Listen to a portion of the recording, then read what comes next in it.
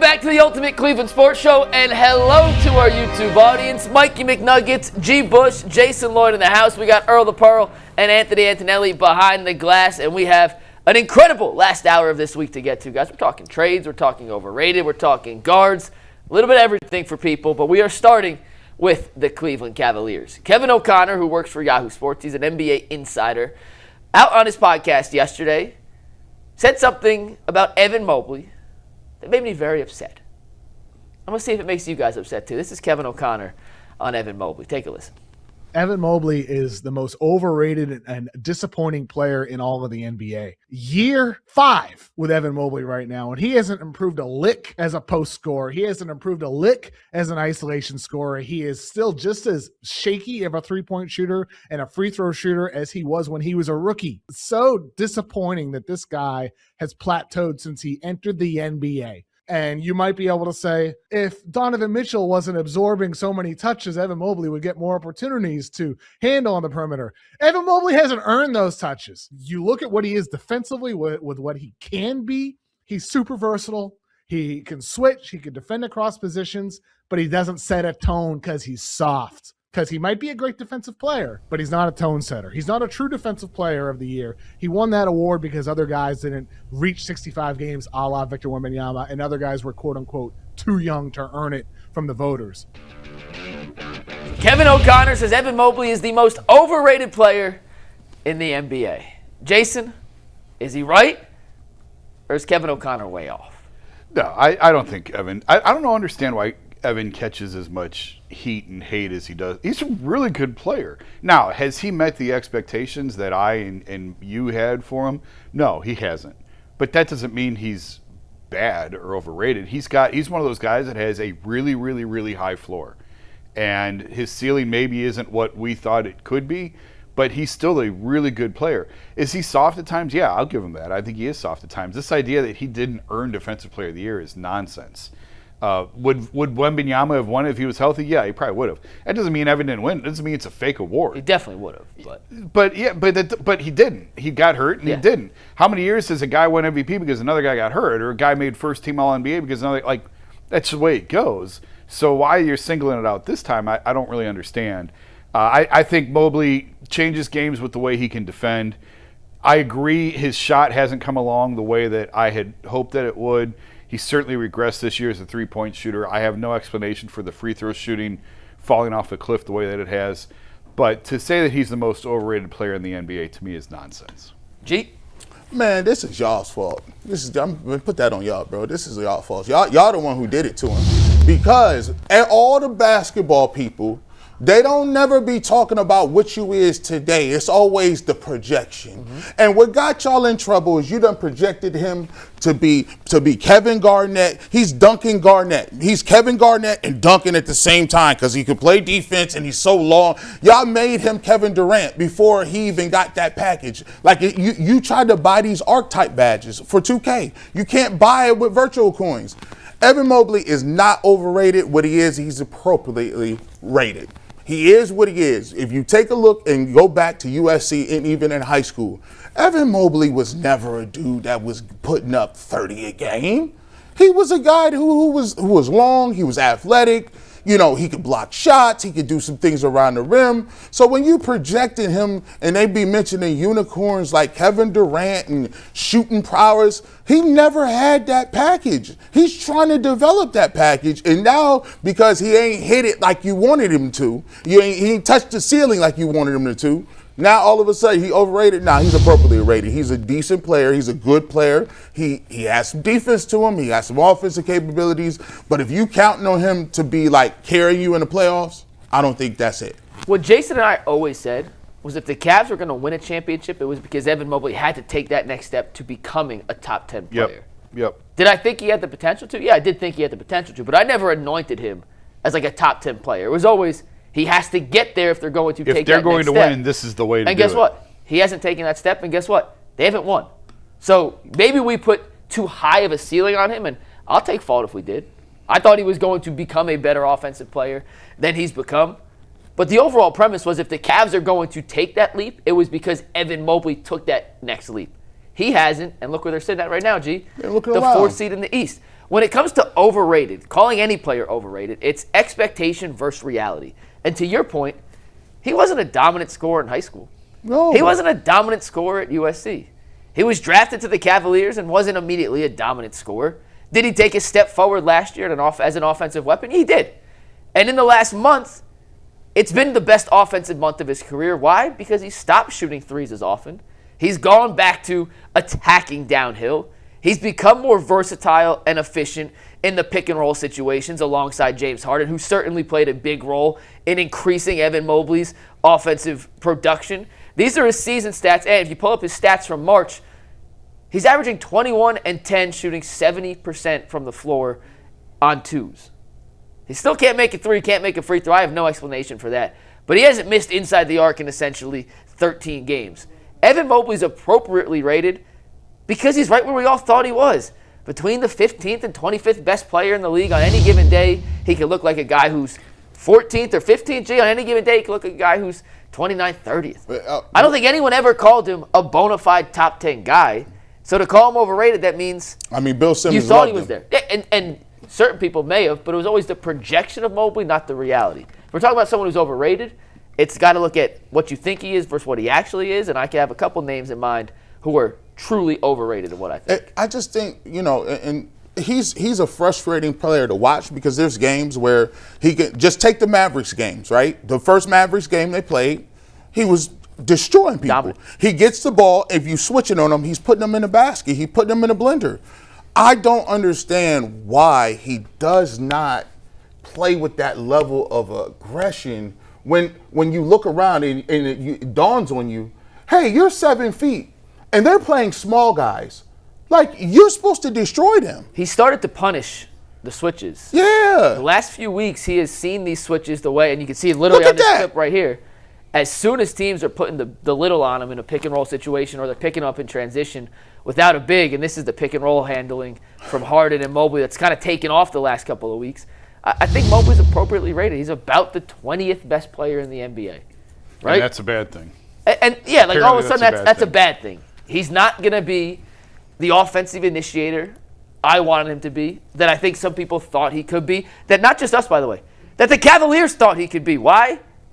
Because look what they did at the beginning of the season. Remember, they tried to run all their offense through him, put him higher in the offense, up from 30 feet, said, hey, Ev, you're an isolation scorer, go create. And 6 games in, they said,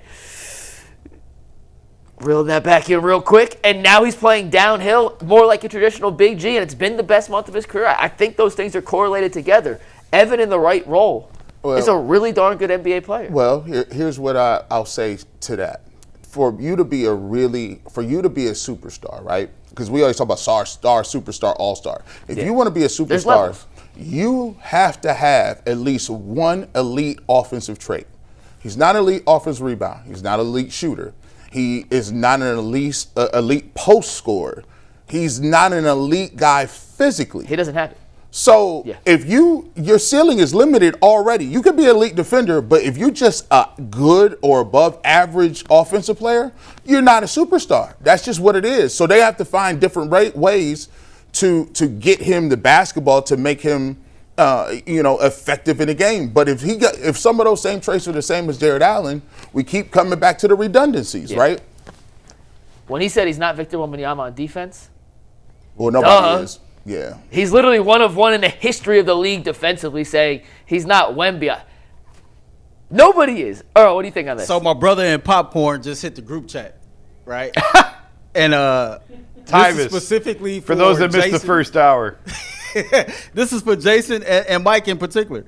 He said, y'all specifically said if this team is ever going to win a championship, Evan has to be the best player on his team. Yes. So basically what y'all saying is we are not winning the championship ever. Yep. Then because he ain't that guy, dude is soft, and he will never be better than Donovan Mitchell. Well, yeah, I said I don't think they're going to win it. I very clearly said I don't think they're going to win. The one change in that is Harden. James Harden swap with Darius Garland, which changes the entire complexion because now it's not Donovan, Evan, Darius, it's Donovan, James in one order. It's Don 1, James 2, and now Evan as your third option. The Ringer just put out their top 100, right? But hang on, to Tyvis' point, yes, you are correct. I don't think they're going to win a championship. Large part because Evan hasn't made the leap. Like, I ain't backpedal on anything. The Ringer just put out their top 100. Donovan was 9, James was 20, and Evan was 21. The Cavs were the only team with 3 top 21 guys. Evan being your third option at number 21 was the highest third option in the NBA. If your third option is the 21st best player in the league, voted on by a panel of national NBA writers. None of them are from Cleveland, by the way. These are all national guys, mostly Boston guys. Bill Simmons runs the company, hires a lot of Boston guys. If your third best player is the 21st best player in the league, you got a chance to beat anybody.